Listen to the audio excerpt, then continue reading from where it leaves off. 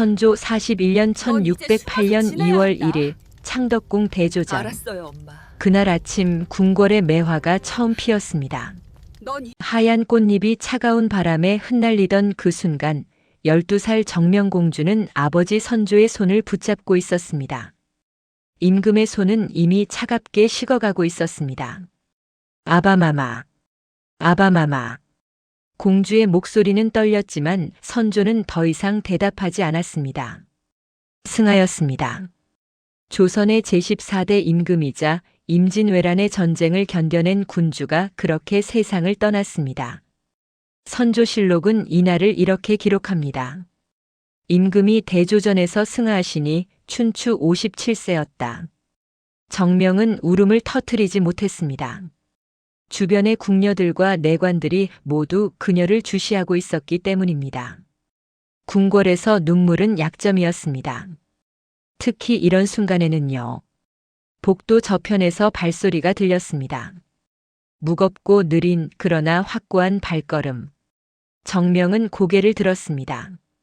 36살의 광해군이 걸어 들어왔습니다. 그는 아버지의 시신을 내려다보았지만 표정에는 슬픔보다 다른 감정이 더 짙게 서려 있었습니다. 안도였을까요? 아니면 야망이었을까요? 공주마마 물러나시옵소서. 광해군의 목소리는 차가웠습니다. 정명은 아버지의 손을 놓지 않았습니다. 그러자 광해군의 눈빛이 한층 더 날카로워졌습니다. 공주마마께서는 아직 어리시니 이런 광경을 보시는 것이 좋지 않습니다. 어서 처소로 돌아가시옵소서. 그것은 명령이었습니다. 정명은 천천히 손을 놓았습니다. 아버지의 손가락이 미끄러져 나가는 순간 그녀는 알았습니다. 모든 것이 끝났다는 것을, 자신의 세계가 무너지기 시작했다는 것을. 선조 41년 1608년 2월 16일 창경궁 통명전. 광해군이 즉위한 지 보름이 지났습니다. 궁궐의 분위기는 싸늘하게 변했습니다. 정명은 어머니 임목대비와 함께 통명전에 머물고 있었지만 이제 그곳은 더 이상 안전한 곳이 아니었습니다. 밤마다 수상한 그림자들이 전각 주변을 배회했습니다. 궁녀들은 두려움에 떨며 속삭였습니다. 듣자 하니 대비마마께서 폐위될 것이라 합니다. 영창대군 저하께서도 위태롭다 하오. 영창대군. 정명의 친동생이자 선조의 막내 아들. 겨우 2살배기 아이였습니다. 그 어린아이가 무슨 죄가 있을까요? 하지만 궁궐의 정치는 죄의 유무를 따지지 않았습니다. 혈통 자체가 위협이었습니다. 광해군 일기에는 이 시기의 궁중 상황이 자세히 기록되어 있습니다. 대북파의 영수 정인홍과 이이첨 등이 임목대비와 영창대군을 역적으로 몰아붙이려 하였다고요. 역사는 이미 방향을 정했습니다. 선조 42년 1609년 7월 창경궁 양화당. 그날 밤 정명은 잠들지 못하고 있었습니다. 여름의 더위가 숨을 막혔지만 그것보다 더 답답한 것은 궁궐을 짓누르는 공포였습니다. 갑자기 문이 거칠게 열렸습니다. 임목대비가 창백한 얼굴로 들어섰습니다. 공주야. 어머니의 목소리는 떨리고 있었습니다. 영창이가. 정명은 벌떡 일어났습니다. 동생이 어찌 되었나이까? 강화도로 유배되었다. 이제 겨우 3살인 아이를. 임목대비는 더 이상 말을 잇지 못하고 주저앉았습니다. 인조실록의 기록을 보면 영창대군은 영모를 도모했다는 터무니없는 죄목으로 강화도 교동으로 쫓겨났습니다. 3살 아이가 영모를 꾸밀 수 있다고 누가 믿겠습니까?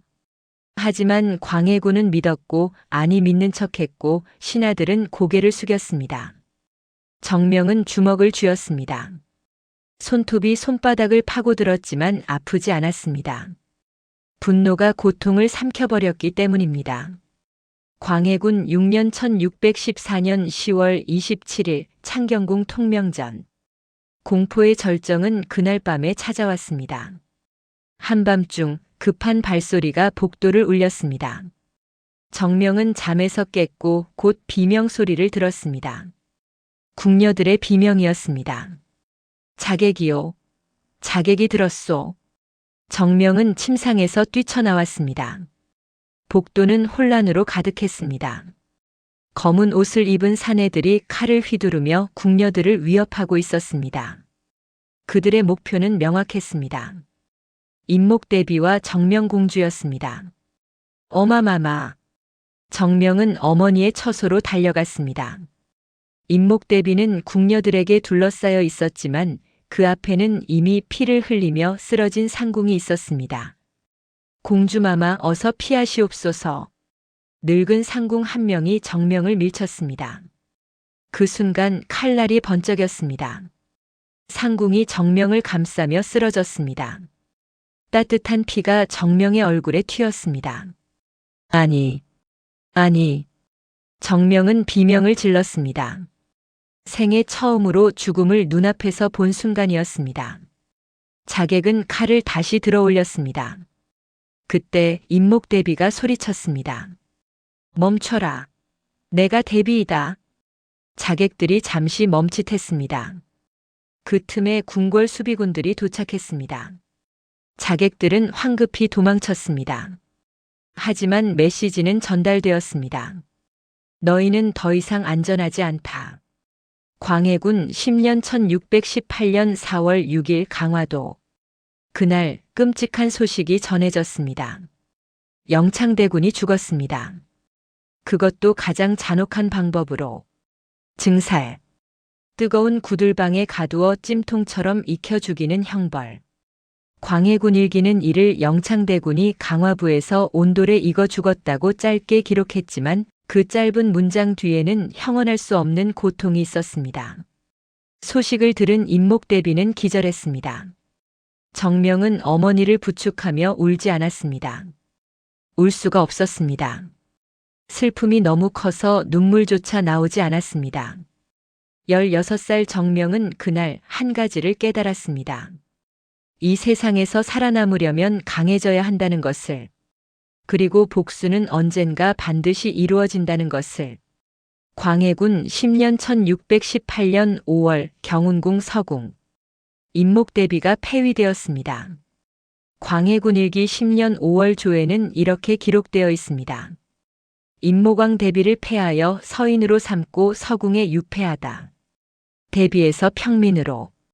한순간에 모든 것을 잃었습니다. 정명도 함께 서궁으로 끌려갔습니다. 경운궁의 서쪽 구석, 해가 잘 들지 않는 음습한 곳. 담장은 높았고 문은 굳게 잠겼습니다. 어마마마 이곳이. 정명은 좁은 별당을 돌아보았습니다. 곰팡이 냄새가 진동했고 천장에는 거미줄이 쳐져 있었습니다. 방 한 칸, 마루 한 칸이 전부였습니다. 어제까지 수백 칸의 궁궐을 거닐던 그녀들에게 주어진 공간이었습니다. 식사가 날아왔습니다. 그것은 식사라고 부르기도 민망한 것이었습니다. 쉰내 나는 밥에 소금기 하나 없는 나물. 정명은 숟가락을 들다가 놓았습니다. 공주마마 잡수셔야 하옵니다. 궁녀가 눈물을 글썽이며 말했습니다. 하지만 정명은 먹을 수 없었습니다. 목구멍으로 넘어가지 않았습니다. 밤이 되었습니다. 어둠 속에서 임목대비가 말했습니다. 정명아. 예, 어마마마. 살아야 한다. 무슨 일이 있어도 살아남아야 한다. 임목대비의 목소리는 떨렸지만 단호했습니다. 내 동생 영창이의 복수를, 우리 가문의 서욕을 할 사람은 너밖에 없다. 굴욕을 삼키고 분노를 참고 끝까지 살아남아라. 정명은 대답하지 않았습니다. 하지만 그녀의 눈빛은 어둠 속에서도 빛나고 있었습니다. 증오의 불꽃이 타오르고 있었습니다. 광해군 11년 1619년 1월 15일 서궁 별당. 겨울이 왔습니다. 서궁에는 난방도 제대로 되지 않았습니다. 정명과 임목대비는 헌 이불을 뒤집어 쓰고 떨었습니다. 어느 날 밤 다시 자객이 들이닥쳤습니다. 이번에는 더 조직적이었습니다. 문이 부서지는 소리와 함께 검은 복면을 쓴 사내들이 난입했습니다. 대비와 공주를 죽여라. 칼날이 번뜩였습니다. 궁녀들이 비명을 지르며 쓰러졌습니다. 정명은 어머니를 감싸고 병 모퉁이로 물러났습니다. 어마마마 뒤에 계시옵소서.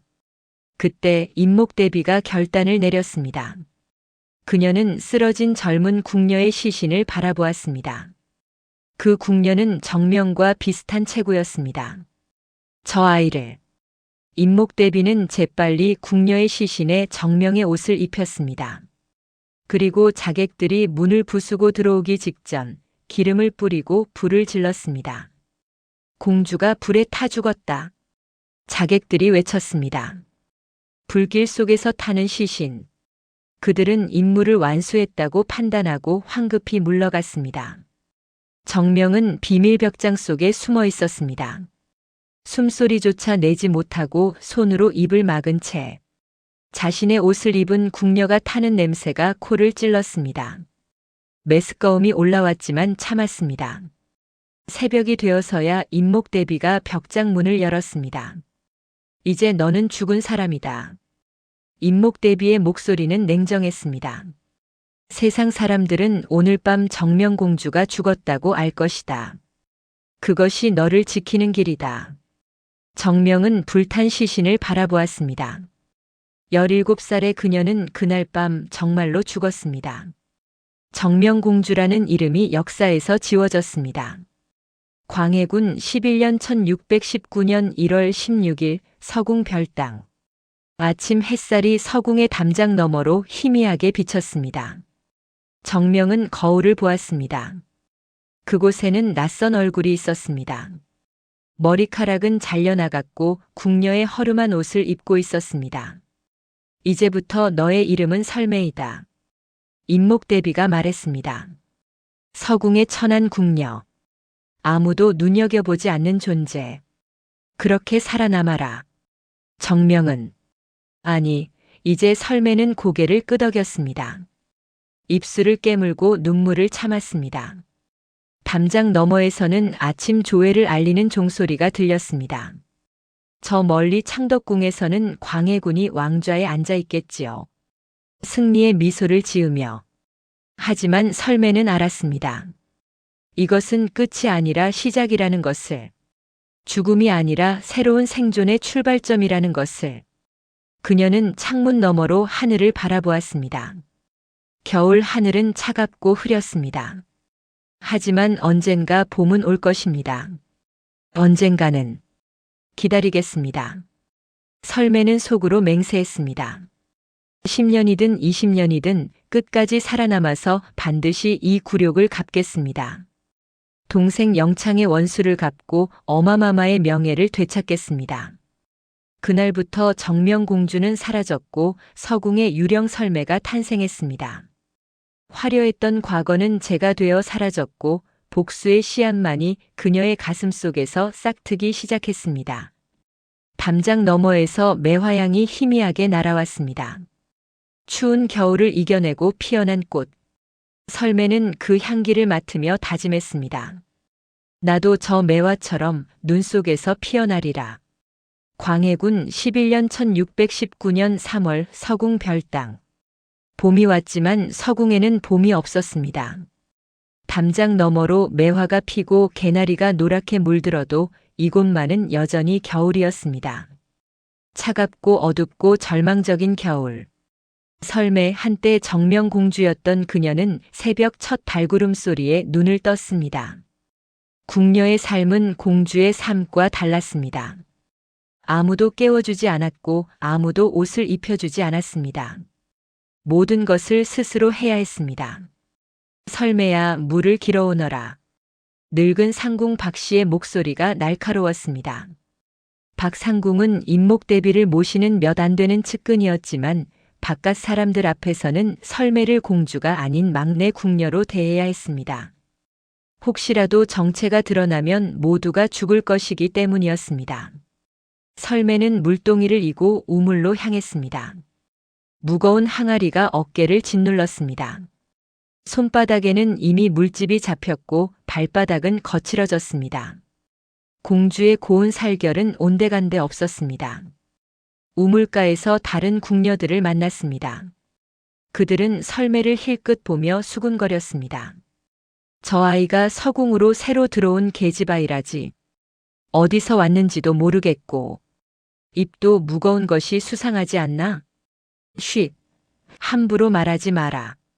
이곳은 서궁이야. 말 한마디 잘못했다가는. 궁녀들은 입을 다물었습니다. 서궁은 공포의 공간이었습니다. 여기 갇힌 사람들은 모두 역적의 가족이거나 왕의 미움을 산 자들이었습니다.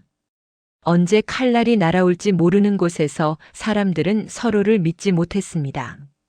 광해군 11년 1619년 6월 서궁 뒷뜰. 여름이 깊어갔습니다. 장마가 시작되자 서궁의 지붕에서 빗물이 새기 시작했습니다. 설매는 대야를 여기저기 놓으며 물을 받았습니다. 똑똑똑. 빗물이 떨어지는 소리가 단조로웠습니다. 임목대비는 병이 들었습니다. 습기 찬 방에서 지내다 보니 기침이 멎지 않았습니다. 하지만 제대로 된 약도 구할 수 없었습니다. 설매야. 임목대비가 침상에서 힘겹게 불렀습니다. 설매는 어머니 곁으로 다가갔습니다. 예, 마마. 내 살 날이 얼마 남지 않은 것 같구나. 그런 말씀 마옵소서. 마마께서는 반드시 회복하실 것입니다. 하지만 임목대비는 고개를 저었습니다. 그녀는 설매의 손을 꼭 잡았습니다. 너만은 살아야 한다. 이 어미가 죽어도 너만은 끝까지 살아남아야 한다. 설매는 눈물을 삼켰습니다. 울 수 없었습니다. 눈물은 사치였습니다. 그날 밤 설매는 결심했습니다. 단순히 살아남는 것만으로는 부족하다고, 강해져야 한다고, 광해군과 그의 신하들에게 복수할 수 있을 만큼 강해져야 한다고. 광해군 12년 1620년 9월 서궁 작은 사랑채. 설매는 서예를 시작했습니다. 동국이 삼국집을 구해 밤마다 글씨를 연습했습니다. 촛불 하나에 의지한 채 손이 떨리도록 붓을 잡았습니다. 처음에는 붓을 제대로 잡는 것조차 어려웠습니다. 공주 시절에는 서예 스승이 있었지만 이제는 스스로 배워야 했습니다. 종이도 귀했기에 땅바닥에 물을 뿌리고 나뭇가지로 글자를 썼습니다. 인이의 집. 설매는 중얼거리며 글자를 썼습니다. 그러나 그녀의 마음속에는 다른 글자가 맴돌았습니다. 복수. 붓 끝에는 증오가 서려 있었습니다. 글씨를 쓰는 것은 단순한 수양이 아니었습니다. 이것은 무기를 갈고 닦는 과정이었습니다. 언젠가 광해군 앞에서 상소를 올릴 때 그녀의 글씨는 칼날이 될 것이었습니다. 박상궁이 문을 열고 들어왔습니다. 아가씨, 오늘은 그만 쉬시는 것이 어떠하시옵니까? 손에 물집이 또 잡히셨습니다. 괜찮습니다. 조금만 더 하겠습니다. 설매는 멈추지 않았습니다. 피가 나도록 붓을 잡았습니다. 고통은 그녀를 깨어있게 했습니다. 고통은 복수심을 날카롭게 갈았습니다. 광해군 13년 1621년 2월 서궁 담장 밑. 설매는 우연히 비밀을 발견했습니다. 서궁 담장 구석 덩굴 뒤편에 작은 구멍이 있었습니다. 겨우 손가락 하나 들어갈 크기였지만 그것은 바깥 세상과 연결된 유일한 통로였습니다. 어느 날 밤 설매는 그 구멍으로 작은 쪽지를 밀어 넣었습니다. 쪽지에는 이렇게 적혀 있었습니다. 서궁에 갇힌 자 있으니 바깥에 의로운 이는 이를 알지어다. 그것은 도박이었습니다. 그 쪽지를 누가 발견할지, 광해군의 첩자가 먼저 볼지, 아니면 진짜 도움을 줄 사람이 볼지 알 수 없었습니다. 사흘이 지났습니다. 설매는 매일 밤 그 구멍을 확인했습니다. 아무 반응이 없었습니다. 일주일이 지났습니다. 여전히 아무것도 없었습니다. 보름이 지난 어느 날 밤 기적이 일어났습니다. 구멍 안에 작은 천 조각이 끼워져 있었습니다. 설매는 떨리는 손으로 그것을 꺼냈습니다. 천 조각에는 한 글자만 적혀 있었습니다.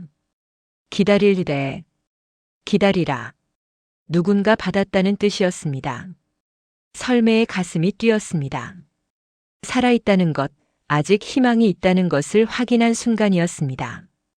광해군 14년 1622년 4월 서궁 별당. 설매는 정보를 수집하기 시작했습니다. 서궁을 드나드는 하급 내관들의 대화를 엿듣고 음식을 나르는 궁녀들에게서 바깥 소식을 캐냈습니다. 듣자 하니 영창대군의 외가인 김제남 일가가 모두 처형되었다 하오. 대북파의 이이첨이 더욱 권세를 부린다더군. 광해군께서는 궁궐 수리에만 힘쓰시니 백성들의 원성이 자자하다 하오. 하나하나가 귀중한 정보였습니다. 설매는 이 모든 것을 머릿속에 새겼습니다. 기록할 수 없었기에 기억해야 했습니다. 그리고 담장 구멍을 통해 바깥의 조력자와 서신을 주고받기 시작했습니다. 상대방은 자신을 중림이라고만 밝혔습니다. 대나무 숲이라는 뜻. 나중에 알게 된 사실이지만 그는 훗날 설매의 남편이 될 홍주원이었습니다. 중림의 쪽지 서인들 사이에 반정의 기운이 일고 있어. 그러나 때를 기다려야 하오. 설매의 답장 광해군의 실정이 계속되고 있으니 백성의 마음이 이미 떠났을 것이오. 그 때를 놓치지 마시오. 두 사람의 서신은 단순한 안부가 아니었습니다. 그것은 광해군 정권을 무너뜨리기 위한 전략 회의였습니다. 광해군 14년 1622년 10월 서궁 뒷뜰. 가을이 왔습니다. 낙엽이 서궁의 뜰을 뒤덮었지만 아무도 치우지 않았습니다. 설매는 그 낙엽 위를 걸으며 생각에 잠겼습니다. 이곳에 갇힌 지 벌써 4년이 지났습니다. 17살에 들어와 이제 21살이 되었습니다. 젊음이 이곳에서 썩어가고 있었습니다. 하지만 설매는 포기하지 않았습니다. 매일 아침 붓을 들었고 매일 밤 담장 구멍을 확인했습니다. 중림과의 서신은 계속되었고 바깥 세상의 변화는 조금씩 그녀에게 유리하게 돌아가고 있었습니다. 어느 날 중림으로부터 중요한 쪽지가 왔습니다. 능양군 훗날의 인조의 서인들과 손을 잡았소. 반정이 임박했소. 그날이 오면 서궁의 문이 열릴 것이오. 설매는 그 쪽지를 불에 태우며 미소 지었습니다. 4년 만에 진정한 미소였습니다. 광해군 15년 1623년 정월 서궁 별당. 새해가 밝았습니다. 설매는 창문 너머로 눈 내리는 풍경을 바라보았습니다. 하얀 눈이 세상을 덮고 있었습니다. 모든 것을 깨끗하게 지우는 눈. 인목대비가 물었습니다. 무엇을 보느냐? 눈을 보고 있습니다, 마마. 눈이 아름답구나. 네. 하지만 차갑습니다. 차가움 속에서도 살아남는 것들이 있느니라. 매화처럼 소나무처럼. 설매는 고개를 끄덕였습니다. 그리고 속으로 다짐했습니다. 나도 그렇게 살아남으리라. 꽃처럼 아름답게, 그러나 눈처럼 차갑게. 광해군 15년 1623년 2월 서궁 담장 밑. 그날 밤 결정적인 쪽지가 도착했습니다. 3월 13일 묘시 새벽 5-7시. 반정이 시작되어 서궁을 지키는 자들이 먼저 제거될 것이니 그날 새벽 안전한 곳에 숨어 계시오.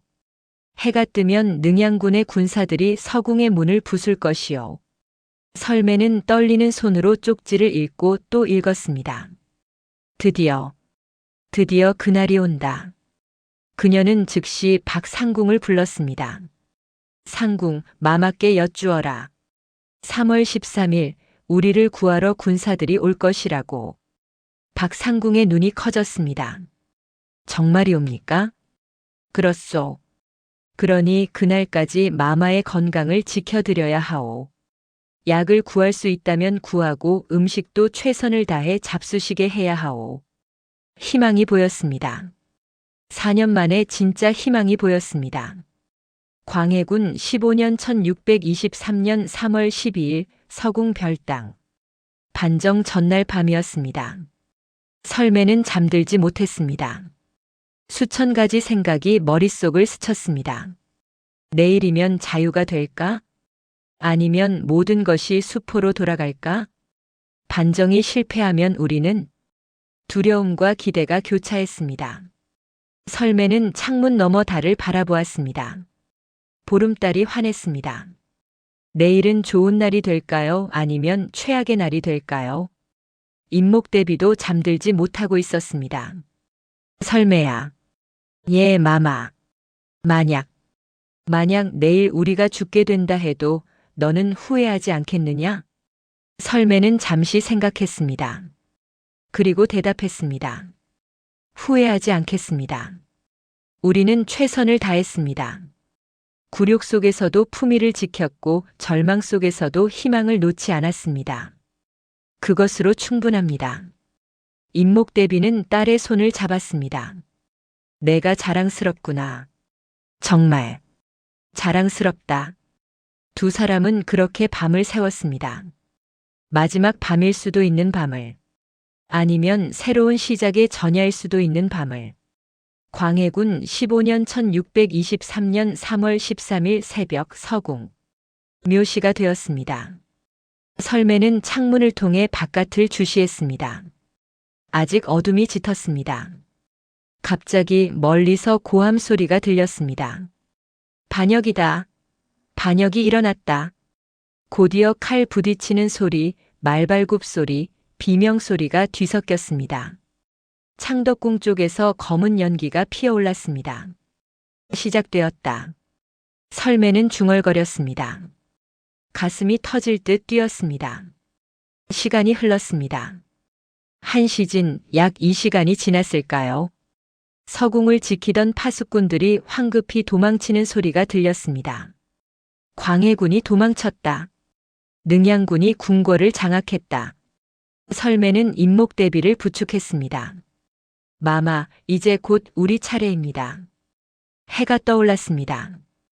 그리고 정말로 서궁의 문을 두드리는 소리가 들렸습니다. 서궁에 계신 대비마마, 능양군의 명으로 문을 열겠습니다. 쿵, 문이 부서지는 소리. 빛이 쏟아져 들어왔습니다. 4년 만에 보는 진짜 햇빛이었습니다. 갑옷을 입은 장수가 무릎을 꿇었습니다.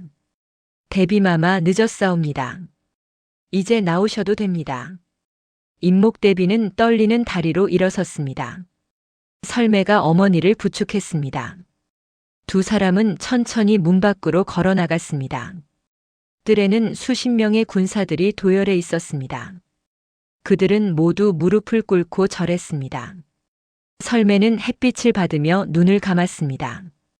따뜻했습니다. 살아있다는 것이 느껴졌습니다. 살아남았다. 나는 살아남았다. 그러나 이것은 끝이 아니었습니다. 이제부터가 진짜 시작이었습니다. 10년의 유폐 생활은 그녀를 단련시켰습니다. 이제 설매가 아닌 정명공주로 다시 태어나 세상에 복수할 차례였습니다. 담장 너머에서 매화향이 날아왔습니다. 서궁에 처음으로 찾아온 봄이었습니다. 인조 1년 1623년 3월 14일 창덕궁 대조전. 반정 다음 날 정명은 10년 만에 정식으로 궁궐 대전에 발을 디뎠습니다. 아니, 이제는 정명이 아니었습니다. 정명공주로 복귀한 것입니다. 대전에는 반정 공신들이 도열해 있었습니다. 능양군, 이제는 인조로 즉위한 그가 옥좌에 앉아 있었습니다. 27살의 젊은 왕. 그의 눈빛에는 승리의 기쁨과 함께 미묘한 경계심이 섞여 있었습니다. 고모님. 인조가 먼저 입을 열었습니다. 그는 선조의 손자이자 정명의 조카였습니다. 하지만 그의 목소리에는 가족에 대한 따뜻함보다 정치적 계산이 더 짙게 배어 있었습니다. 10년의 세월, 얼마나 고초가 심하셨습니까? 정명은 천천히 고개를 숙였습니다. 인조실록은 이날의 장면을 이렇게 기록합니다. 정명공주가 서궁에서 나와 대전에 입시하니 그 풍채가 의연하고 눈빛이 예리하여 신하들이 모두 숙연해졌다. 전하, 신첩은 살아남았을 뿐입니다. 하오나 영창은, 동생 영창은 돌아오지 못했습니다. 순간 대전이 조용해졌습니다. 영창대군의 이름을 꺼낸 것입니다. 증살당한 어린 대군, 광해군 정권의 가장 잔인한 죄악. 그 일은 인조가 말을 얼버무렸습니다.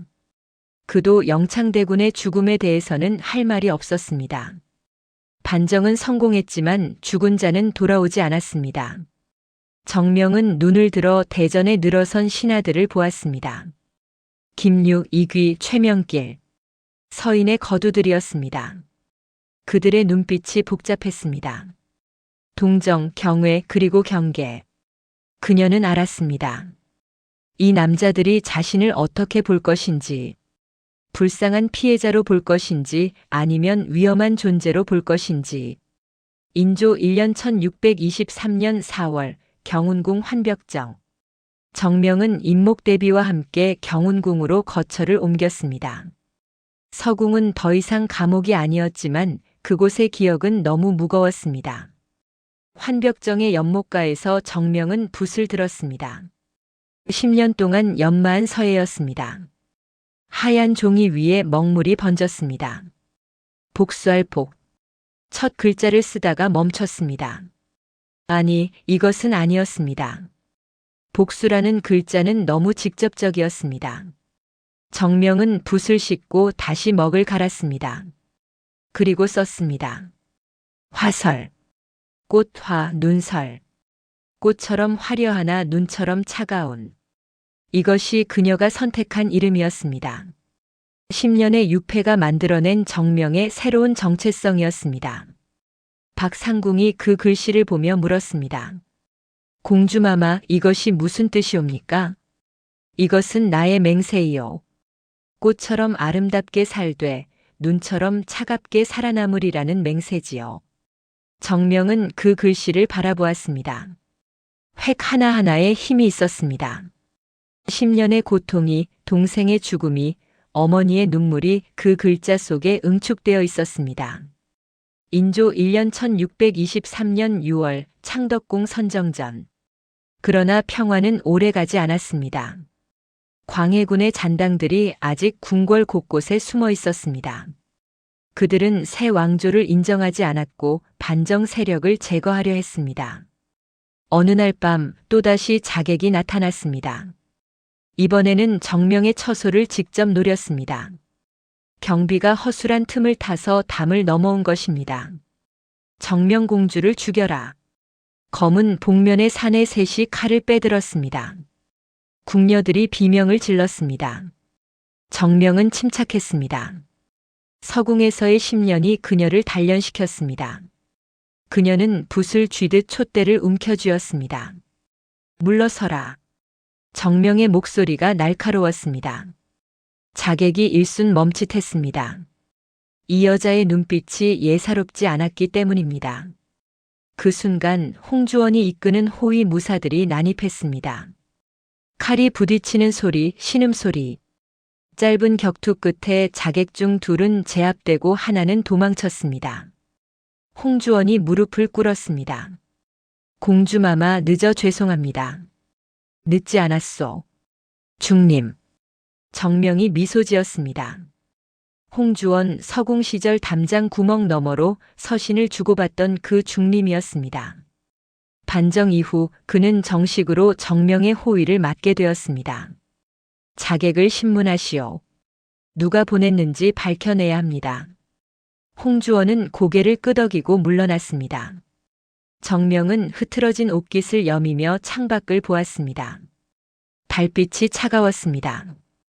아직 끝나지 않았구나. 광해군은 쫓겨났지만 그의 그림자는 아직 남아있다. 인조 1년 1623년 8월 경운궁 서거당. 정명은 대형 병풍에 글씨를 쓰기로 했습니다. 단순한 글씨가 아니었습니다. 그것은 메시지였고 선언이었습니다. 병풍 8폭에 각각 한 글자씩. 정명은 열흘을 꼬박 매달렸습니다. 손목이 아프고 어깨가 저렸지만 멈추지 않았습니다. 첫째 폭 화 마이너스 꽃, 둘째 폭 설 마이너스 눈, 셋째 폭 불, 넷째 폭 굴 마이너스 구필 다섯째 폭 불 여섯째 폭 사 마이너스 죽을 일곱째 폭 불 여덟째 폭 망 마이너스 이질. 꽃과 눈은 굽히지 않고 죽지 않고 잊지 않는다. 병풍이 완성되었을 때 인목대비가 찾아왔습니다. 어머니는 그 글씨를 오래도록 바라보았습니다. 좋구나. 참으로 좋구나.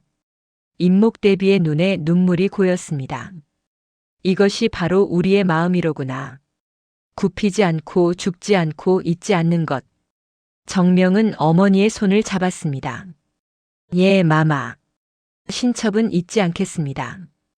영창의 원수를 우리가 당한 치욕을 결코 잊지 않겠습니다. 하지만 인목대비는 고개를 저었습니다. 정명아, 복수는 칼로만 하는 것이 아니란다. 그렇다면 어찌해야 합니까? 살아남는 것이다. 그들보다 오래, 그들보다 당당하게 살아남는 것. 그것이 진정한 복수란다. 정명은 그 말을 곱씹었습니다. 어머니의 지혜였습니다. 광해군은 이미 강화도로 쫓겨났습니다. 그를 직접 죽일 수는 없었습니다. 하지만 그보다 더 오래 살아남아 역사가 그를 어떻게 기록하는지 보는 것. 그것이 복수였습니다. 인조 1년 1623년 10월 창덕궁 희정당.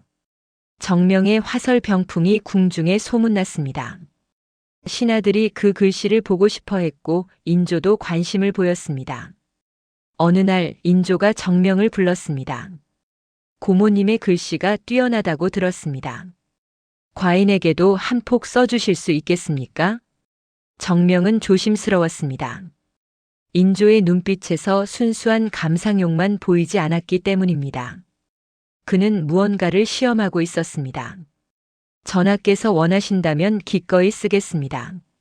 무슨 글을 원하시옵니까? 인이해지라고 써주십시오. 정명은 붓을 들었습니다. 먹을 갈고 숨을 고르고 첫 획을 그었습니다. 인 마이너스 어지린. 붓이 종이 위를 미끄러졌습니다. 정명의 글씨는 힘이 있었습니다. 여성스러운 부드러움보다는 남성적인 강인함이 느껴졌습니다. 10년의 서궁 생활이 만들어낸 글씨체였습니다. 왜 마이너스 5를 의. 두 번째 글자. 여기에 특별히 힘을 주었습니다. 의로움. 광해군에게 없었던 것. 영창대군을 죽인 자들에게 없었던 것. 예 마이너스 예도 예. 세 번째 글자. 정명은 잠시 붓을 멈췄습니다. 예법. 신하가 임금을 섬기는 도리. 하지만 임금이 신하를 대하는 도리도 있는 법이었습니다. 지 마이너스 지혜 지. 마지막 글자. 지혜. 살아남는 법. 복수하는 법. 정명은 이 글자에 자신의 모든 것을 담았습니다. 글씨가 완성되었습니다. 인조는 오래도록 그것을 바라보았습니다. 그리고 중얼거렸습니다. 과연 범상치 않습니다. 그의 목소리에는 감탄과 함께 불안함이 섞여 있었습니다. 이 여자가 자신의 고모이자 선조의 딸인 이 여자가 너무 강해 보였기 때문입니다. 정명은 그것을 느꼈습니다. 인조의 경계심을. 하지만 그녀는 미소 지으며 물러났습니다. 두려워하는구나. 나를 두려워한다. 그것은 승리였습니다. 칼을 들지 않고도 왕을 두렵게 만들었습니다. 붓 하나로. 인조 2년 1624년 1월 경운궁 양심 앞. 새해가 밝았습니다. 정명은 혼담을 받기 시작했습니다. 28살 당시로서는 늦은 나이였지만 공주였기에 혼처가 많았습니다. 홍주원이 정식으로 청혼했습니다. 서궁의 중림, 반정의 공신, 그리고 정명의 은밀한 조력자였던 그였습니다. 인목대비가 물었습니다. 정명아, 내 뜻은 어떠하냐? 정명은 창밖을 바라보았습니다. 눈이 내리고 있었습니다. 하얀 눈송이가 조용히 세상을 덮고 있었습니다. 홍주원은 신의가 있는 사람입니다. 서궁에서 저를 저버리지 않았습니다. 그렇다면 혼인하겠습니다. 그것은 정치적 선택이기도 했습니다. 홍주원은 서인의 핵심이었고 그와의 혼인은 정명의 입지를 강화시킬 것이었습니다. 하지만 그것만은 아니었습니다. 담장 구멍을 통해 주고받던 쪽지들, 그 안에 담긴 따뜻한 위로. 정명은 그것을 기억했습니다. 혼례는 봄에 치러지기로 했습니다. 인조 2년 1624년 3월 정명공주 혼례식. 매화가 피는 날 정명과 홍주원의 혼례가 거행되었습니다. 인조실록은 이를 간단히 기록합니다. 정명공주가 홍주원에게 하가하다. 하지만 그 간단한 기록 뒤에는 복잡한 감정들이 있었습니다. 정명은 화려한 혼례복을 입고 가마에 올랐습니다. 10년 전 그녀는 서궁으로 끌려갔습니다. 그리고 오늘 그녀는 당당히 궁궐을 나섰습니다. 가마 안에서 정명은 화설 글씨를 품에 안고 있었습니다. 작은 족자로 만든 것이었습니다. 그것이 그녀의 정체성이었습니다. 공주이기 이전에, 아내가 되기 이전에 그녀는 화설이었습니다. 홍주원의 집에 도착했습니다. 신랑이 가마 앞에서 기다리고 있었습니다. 정명이 가마에서 내리자 두 사람의 눈이 마주쳤습니다. 공주마마. 이제는 부인이라 불러주시오, 중님. 홍주원이 미소 지었습니다. 그들은 함께 대청으로 올라가 큰 절을 올렸습니다. 하늘과 땅에, 조상에게, 그리고 서로에게. 인조 2년 1624년 6월 홍씨 집안 사랑채. 혼인 후 석 달 정명은 새로운 삶에 적응하고 있었습니다. 궁궐이 아닌 사대부 집안의 생활. 그것은 또 다른 도전이었습니다. 어느 날 밤 홍주원이 정명의 방으로 찾아왔습니다. 손에는 낡은 쪽지 뭉치를 들고 있었습니다. 이것을 간직하고 계셨습니까? 정명이 놀라며 물었습니다. 그것은 서궁 시절 담장 구멍으로 주고받던 서신들이었습니다. 버릴 수가 없었소. 이것들이 나에게는 얼마나 소중한지. 홍주원의 목소리가 떨렸습니다. 부인께서 혼자 그 어둠 속에서 얼마나 힘들었겠소. 하지만 이 쪽지들을 받을 때마다 나는 용기를 얻었소. 부인은 굴하지 않았소. 그것이 나에게 힘이 되었소. 정명은 그 쪽지들을 하나씩 펼쳐보았습니다. 손글씨가 떨려 있었습니다. 공포와 절망 속에서 쓴 글씨들이었습니다. 저도 이것들로 살아남았습니다. 서방님의 답장이 없었다면 저는 희망을 잃었을 것입니다. 두 사람은 그 낡은 쪽지들을 함께 바라보았습니다. 그것은 단순한 종이 조각이 아니었습니다. 그것은 두 사람의 생존의 증거였고 연대의 상징이었습니다. 정명은 그 쪽지들을 작은 상자에 담았습니다. 그리고 화설 족자와 함께 보관했습니다. 이것들은 우리의 비망록입니다. 잊지 말아야 할 것들의 기록이지요. 홍주원이 고개를 끄덕였습니다.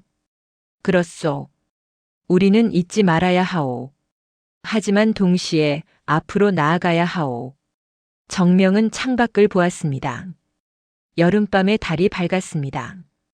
그녀는 미소 지었습니다. 네. 살아남았으니 이제는 살아가야지요. 꽃처럼 화려하게, 그러나 눈처럼 차갑게. 결코 굽히지 않고 죽지 않고 잊지 않으며. 그날 밤 정명은 오랜만에 편안한 잠을 잤습니다. 악몽도 없었고 두려움도 없었습니다. 그녀는 살아남았고 이제 새로운 장을 시작할 준비가 되어 있었습니다. 담장 너머에서 매미 소리가 울렸습니다. 여름이 무르익고 있었습니다. 정명의 인생도 이제 새로운 계절로 접어들고 있었습니다.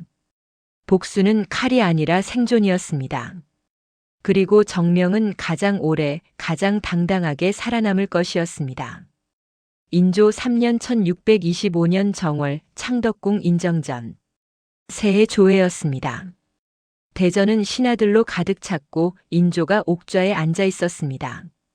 정명은 종친석 한쪽에 자리했습니다. 공주의 자리였지만 그녀는 더 이상 어린 소녀가 아니었습니다. 29살의 여인이자 10년의 유폐를 견뎌낸 생존자였습니다. 영의정 이원익이 나와 아뢰었습니다. 전하, 광해군의 잔당들이 아직도 궁궐 곳곳에 숨어 있사옵니다. 특히 내수사와 상의원에 그들의 세력이 남아있어 심히 우려됩니다. 인조의 표정이 굳었습니다. 반정이 일어난 지 2년이 지났지만 아직도 완전한 청산은 이루어지지 않았습니다. 경들의 생각은 어떠한가? 신하들이 웅성거렸습니다. 그때 정명이 자리에서 일어났습니다. 대전이 조용해졌습니다.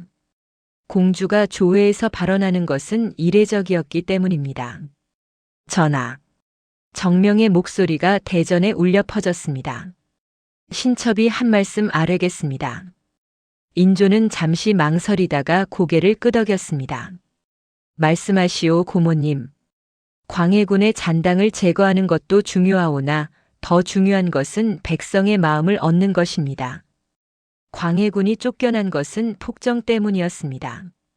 전하께서는 그와 달라야 합니다. 신하들의 시선이 정명에게 집중되었습니다. 감히 왕에게 직언하다니. 그것도 여인의 몸으로. 선조 어른께서 임진왜란의 화를 겪으신 후 백성들에게 이렇게 말씀하셨습니다. 짐이 부덕하여 이 지경에 이르렀다고. 전하께서도 그런 겸손함으로 백성을 대하신다면 광해군의 잔당은 저절로 힘을 잃을 것입니다. 대전이 조용했습니다. 그리고 이원익이 무릎을 꿇었습니다. 공주마마의 말씀이 지당하옵니다. 다른 신하들도 따라 무릎을 꿇었습니다. 인조는 복잡한 표정으로 정명을 바라보았습니다. 감동과 경계가 뒤섞인 눈빛이었습니다. 인조실록은 이날을 이렇게 기록합니다. 정명공주가 조회에서 진언하니 신하들이 모두 그 식견에 탐복하였다. 인조 4년 1626년 4월 경운궁 서거당. 임목대비가 위독했습니다. 서궁에서의 10년이 그녀의 건강을 완전히 망가뜨렸습니다. 정명은 매일 어머니의 침상 곁을 지켰습니다. 정명아. 임목대비의 목소리는 가늘었습니다. 예, 어마마마. 내가 죽으면 영창이 곁에 묻어다오. 정명의 눈에 눈물이 고였습니다. 영창대군. 증살당한 어린 동생. 그의 시신은 제대로 된 장례도 치르지 못하고 강화도 어딘가에 묻혔습니다. 반드시 그리하겠습니다. 그리고 너는 살아남아라. 끝까지. 임목대비는 정명의 손을 꼭 잡았습니다. 광해군은 강화도에서 늙어가고 있다. 하지만 너는 궁궐에서 당당히 살아있지 않느냐. 그것이 복수다. 살아남는 것이. 예, 어마마마. 너를 낳아 키운 것이 이 어미의 자랑이다. 그날 밤 임목대비는 세상을 떠났습니다. 인조실록 4년 4월 조에는 이렇게 기록되어 있습니다. 임목대비가 경운궁에서 승하하시니 춘추 58세였다. 정명은 어머니의 시신 앞에서 소리 없이 울었습니다. 10년 동안 함께 서궁의 지옥을 견뎌낸 동지이자 어머니였습니다. 이제 그녀는 홀로 남았습니다. 장례는 국장으로 치러졌습니다. 광해군 때 폐위되었던 대비가 다시 예를 갖춰 하늘로 돌아간 것입니다. 정명은 3년상을 입었습니다. 인조 5년 1627년 1월 정묘호란 발발. 새로운 재앙이 찾아왔습니다. 후금의 침입이었습니다. 인조실록은 이를 정묘호란이라 기록했습니다. 오랑캐가 압록강을 넘었다. 급보가 궁궐에 전해졌습니다. 인조는 강화도로 피난하기로 결정했습니다. 정명도 함께 가야 했습니다. 다시 도망쳐야 하는가? 정명은 중얼거렸습니다. 임진왜란 때도 선조는 도망쳤습니다. 그리고 지금 인조도 도망치고 있습니다. 백성들은 궁궐에 남겨두고 강화도로 가는 배 위에서 정명은 한양을 바라보았습니다. 연기가 피어오르고 있었습니다. 백성들의 집이 불타고 있었습니다. 전하, 정명이 인조에게 말했습니다. 이 난리가 끝나면 백성들에게 어떻게 사죄하시겠습니까? 인조는 대답하지 못했습니다. 정명은 계속했습니다. 선조께서도 임진왜란 후 백성들에게 용서를 구하셨습니다. 전하께서도 그리하셔야 합니다. 인조의 얼굴이 굳었습니다. 이 고모는 늘 자신에게 바늘 같은 말을 했습니다. 하지만 반박할 수 없었습니다. 그녀의 말이 옳았기 때문입니다. 한 달 후 후금군은 강화도까지 오지 못하고 물러갔습니다. 조선은 형식상 승리했지만 실상은 굴욕적인 화의였습니다. 인조 9년 1631년 7월 홍씨 집안 안채. 정명은 아이를 낳았습니다. 딸이었습니다. 35살의 늦은 출산이었지만 모녀 모두 건강했습니다. 홍주원이 갓난아기를 안고 미소 지었습니다. 이름을 무엇으로 지을까요? 정명은 잠시 생각했습니다. 그리고 말했습니다. 설이. 눈의 공주. 홍주원이 고개를 끄덕였습니다.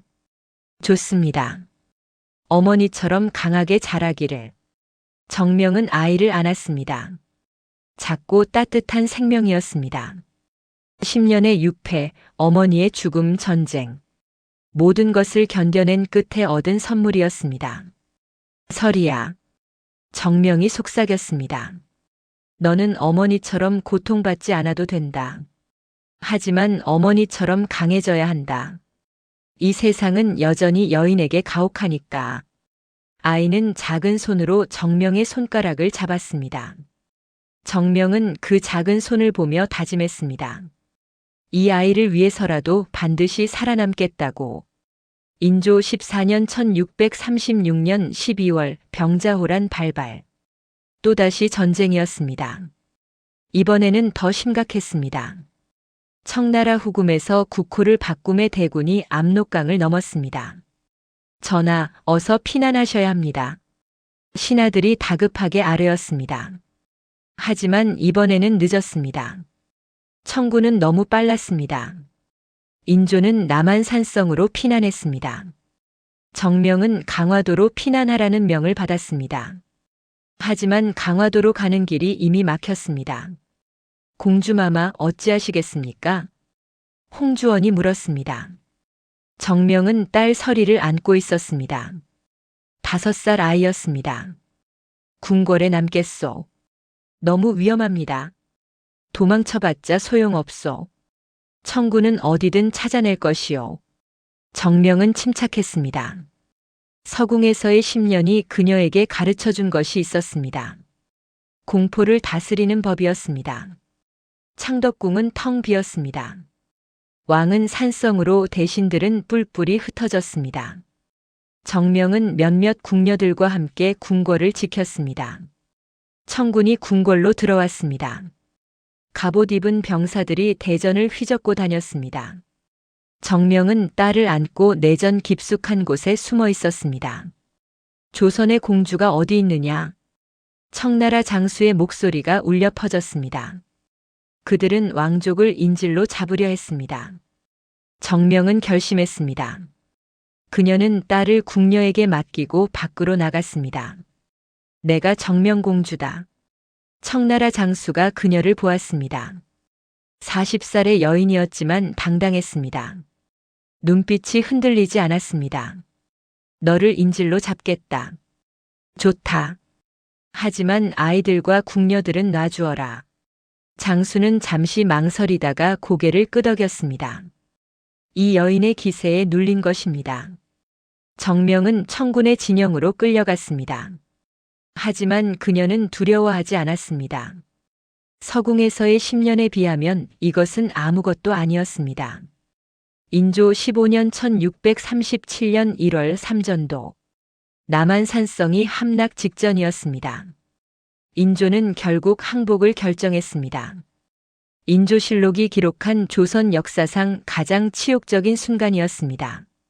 인조는 삼전도로 나가 청태종 앞에서 309고두의 예를 올렸습니다. 3번 절하고 9번 머리를 조아리는 굴욕의 의식이었습니다. 정명은 청군 진영에서 그 광경을 보았습니다.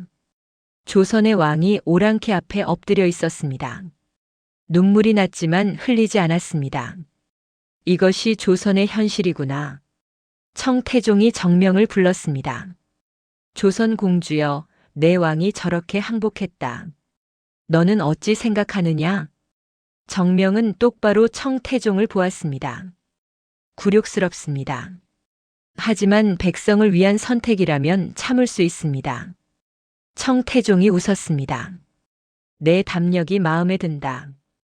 돌아가도 좋다. 정명은 풀려났습니다.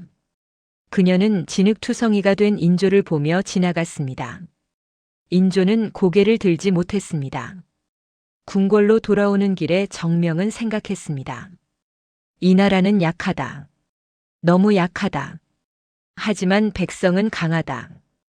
이 백성들이 있는 한 조선은 살아남을 것이다. 인조 17년 1639년 5월 경운궁 환벽정. 전쟁이 끝난 지 2년이 지났습니다. 조선은 천천히 회복되고 있었습니다. 정명은 43세가 되었습니다.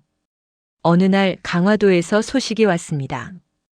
광해군이 죽었다는 것입니다. 광해군 일기는 이렇게 끝을 맺습니다. 광해군이 강화도 교동에서 조라니 춘추 67세였다. 정명은 그 소식을 듣고 아무 말도 하지 않았습니다. 기쁘지도 슬프지도 않았습니다. 그저 담담했습니다. 끝났군요. 홍주원이 말했습니다. 끝났습니다. 정명이 대답했습니다. 이제 복수는 완성되었습니다. 광해군은 섬에서 쓸쓸히 죽었고 저는 궁궐에서 살아 있습니다. 그녀는 환벽정 연못을 바라보았습니다.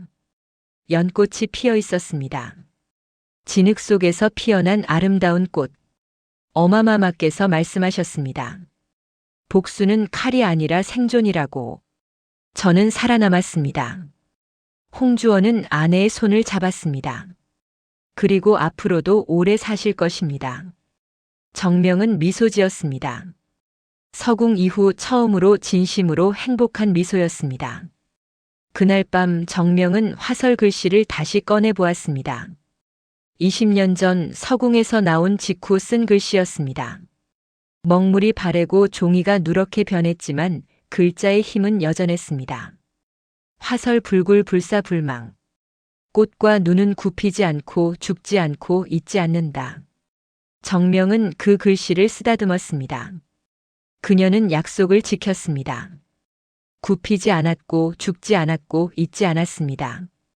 그리고 이제 그녀에게는 더 중요한 사명이 있었습니다. 살아가는 것. 단순히 생존하는 것이 아니라 의미 있게 살아가는 것. 딸 설이가 방으로 들어왔습니다. 8살이 된 아이는 어머니를 닮아 눈빛이 또렷했습니다. 어머니, 무엇을 보고 계세요? 옛날의 글씨란다. 어떤 뜻인가요? 정명은 딸을 무릎에 앉혔습니다. 언젠가 내가 크면 이해하게 될 거다. 이 세상을 살아가는 법을. 설이는 고개를 갸우뚱했습니다. 정명은 딸의 머리를 쓰다듬었습니다. 너는 어머니처럼 고통받지 않기를. 하지만 어머니처럼 강하게 자라기를. 창밖에서 여름비가 내리기 시작했습니다. 빗소리가 고요했습니다. 평화로웠습니다. 정명은 처음으로 느꼈습니다. 진짜 평화를. 전쟁이 끝나고 원수가 죽고 가족이 곁에 있는 이 순간.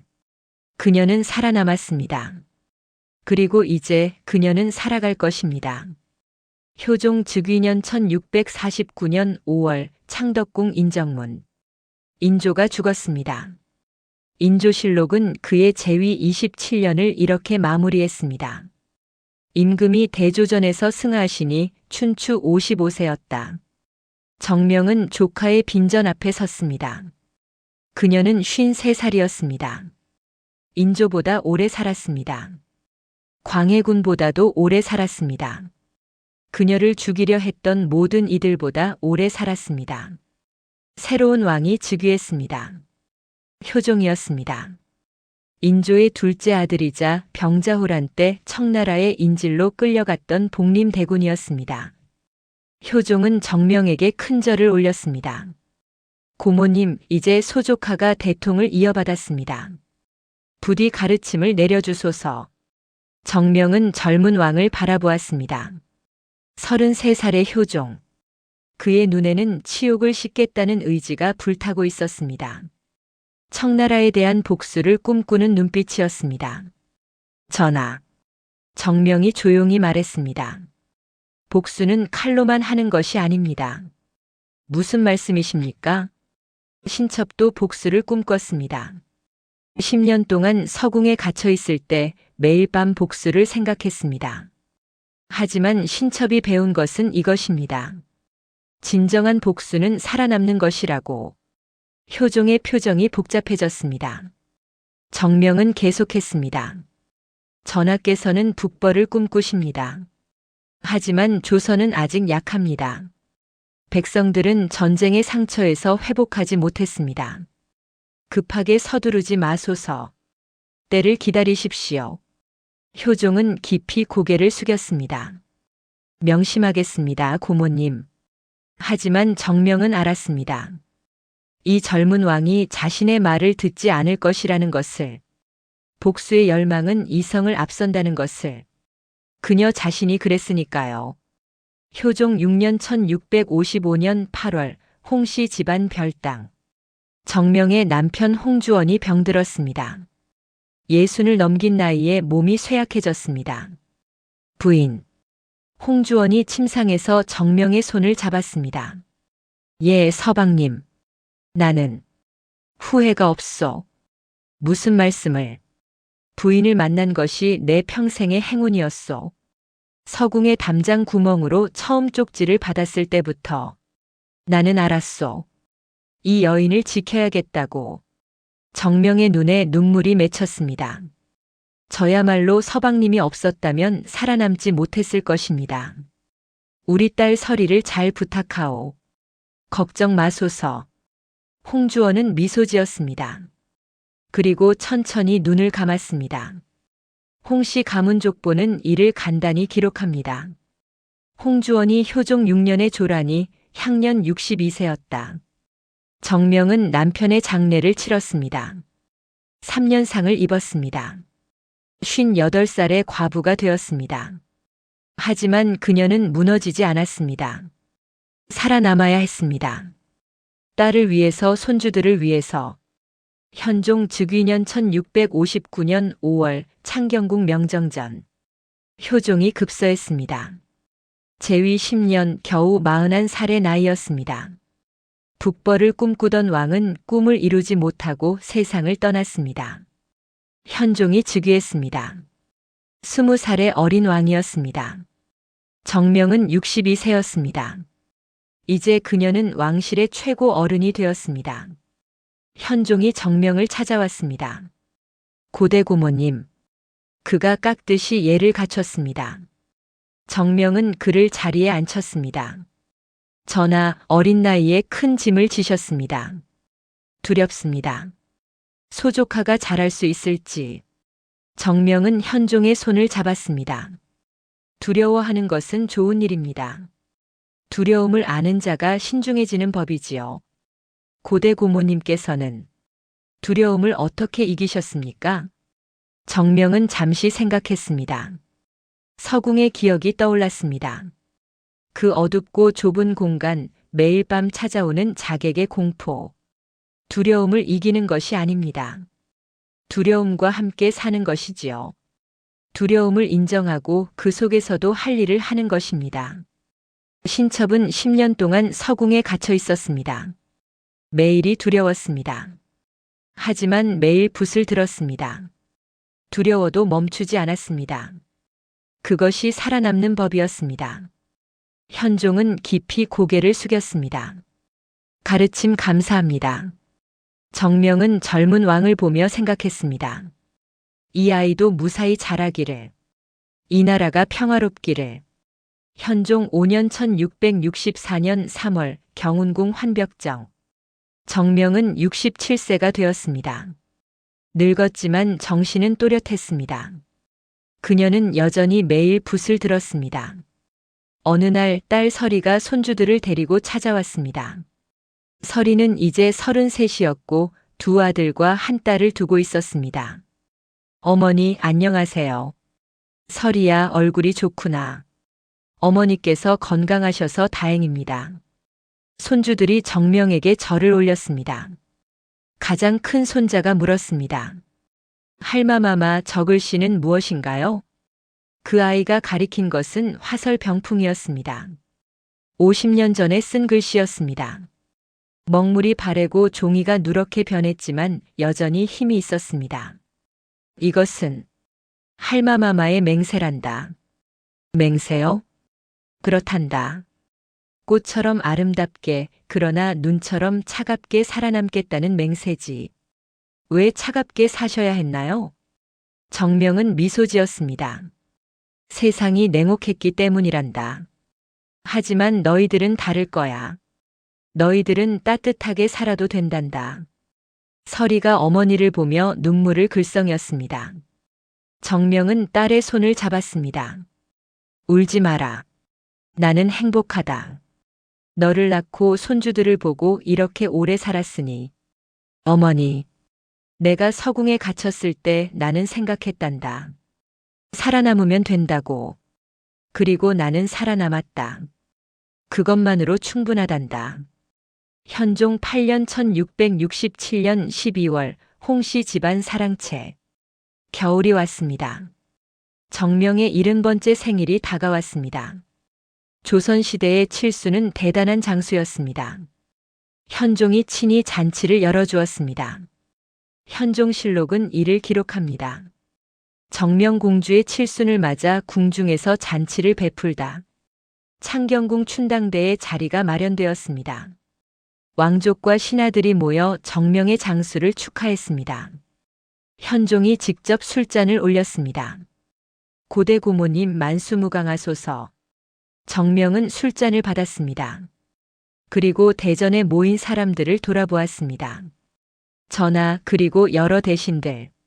정명의 목소리가 울려 퍼졌습니다. 신첩은 선조 어른의 딸로 태어났습니다. 12살에 아버지를 여의고 17살에 서궁에 갇혔습니다.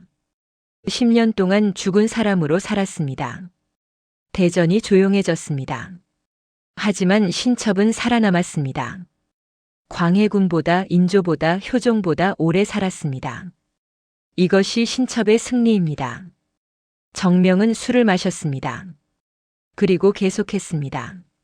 신첩이 배운 것을 전하께 말씀드리겠습니다. 왕의 권력은 칼이 아니라 백성의 마음에서 나옵니다. 백성을 사랑하는 왕은 오래가고 백성을 억압하는 왕은 쫓겨납니다. 광해군을 보셨지 않습니까? 그는 강했지만 백성의 마음을 잃었습니다.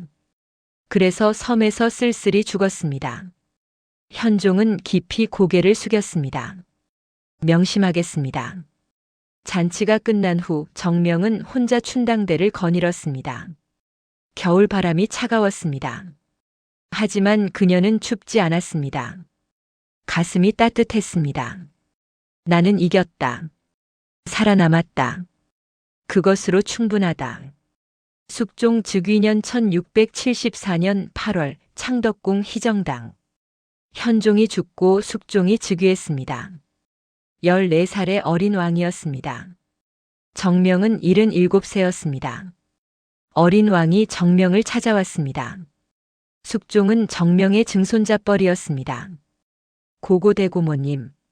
숙종이 떨리는 목소리로 말했습니다. 소조카는 너무 어립니다. 어찌해야 할지.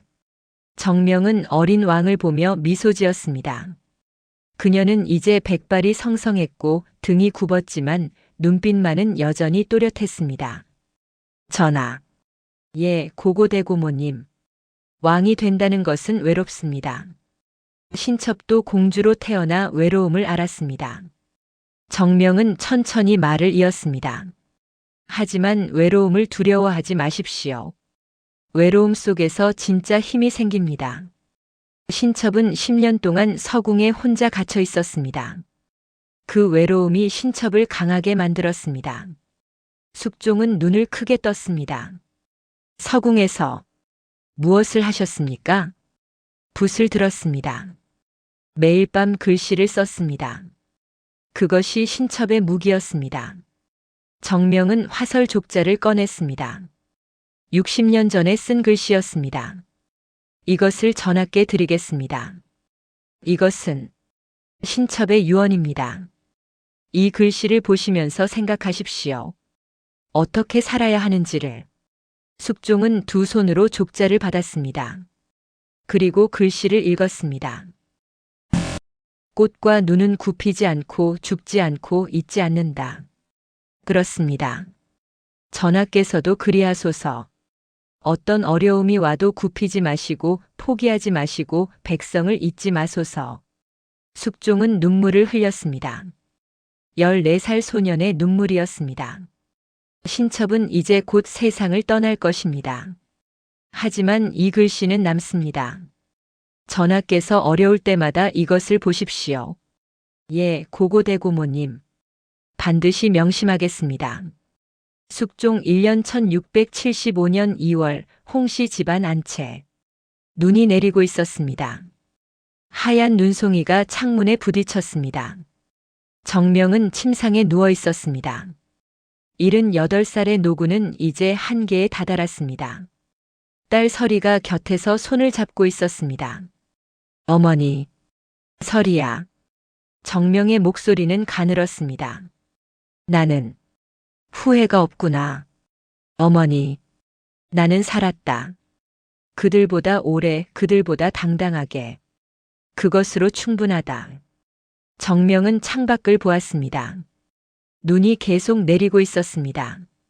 눈이 아름답구나. 예, 어머니. 마치 꽃잎 같다. 하얗고 깨끗하고. 정명은 미소 지었습니다. 그리고 중얼거렸습니다. 화설, 꽃과 눈. 나는 그렇게 살았다. 어머니. 설이의 목소리가 멀어져 갔습니다. 정명의 눈앞에 주마등처럼 지난 일들이 스쳐갔습니다. 선조의 따뜻한 손, 영창대군의 웃음, 서궁의 어둠, 담장 구멍의 쪽지, 인목대비의 눈물, 홍주원의 미소, 딸의 탄생, 손주들의 웃음소리. 나는 잘 살았다. 정명은 눈을 감았습니다. 평화로웠습니다. 숙종실록 1년 2월 조는 이렇게 기록합니다. 정명공주가 조라니 춘추 78세였다. 선조의 딸이자 광해군의 누이로 10년간 서궁에 유폐되었으나 끝내 살아남아 인조, 효종, 현종, 숙종 사대를 거쳤다. 그 지혜와 절개가 후세의 귀감이 되리라. 에필로그 눈 속의 꽃. 정명의 장례는 국장으로 치러졌습니다. 숙종이 직접 제문을 지었습니다. 고고대 고모님께서는 파란만장한 일생을 사셨습니다. 굴곡진 역사의 소용돌이 속에서도 흔들리지 않으셨습니다. 꽃처럼 아름답고 눈처럼 맑은 그 정신은 영원히 우리 곁에 남을 것입니다. 정명의 묘는 경기도 양주에 마련되었습니다. 묘비에는 간단한 글귀가 새겨졌습니다. 정명공주지며 화설불굴. 꽃과 눈은 굽히지 않는다. 봄이 왔을 때 정명의 묘 주변에 매화가 피었습니다. 하얀 꽃잎이 눈처럼 흩날렸습니다. 마치 정명이 다시 돌아온 것처럼. 설이는 어머니의 묘 앞에서 화설 족자를 펼쳤습니다. 60년 전 서궁에서 나온 직후 어머니가 쓴 글씨였습니다. 어머니, 저도 어머니처럼 살겠습니다. 굽히지 않고 죽지 않고 잊지 않겠습니다. 바람이 불었습니다. 매화 꽃잎이 날렸습니다. 그것은 눈처럼 보였고 또 꽃처럼 보였습니다. 화설, 꽃과 눈, 아름다움과 냉철함, 부드러움과 강인함. 정명공주는 그렇게 살았고 그렇게 기억되었습니다. 궁궐에서는 숙종이 화설 족자를 어좌 옆에 걸어두었습니다. 그리고 매일 아침 그것을 보며 다짐했습니다. 나도 저렇게 살리라. 굽히지 않고 포기하지 않고 백성을 잊지 않으리라. 정명의 정신은 그렇게 대대로 이어졌습니다. 조선의 왕들에게, 백성들에게, 그리고 역사에. 어둠 속에서도 빛을 잃지 않았던 한 여인. 10년의 유패를 견뎌내고 끝내 살아남았던 공주. 복수를 칼이 아닌 생존으로 완성한 승자. 그녀의 이야기는 끝났지만 그녀의 정신은 영원히 남았습니다. 눈 속에 핀 꽃처럼. 화설.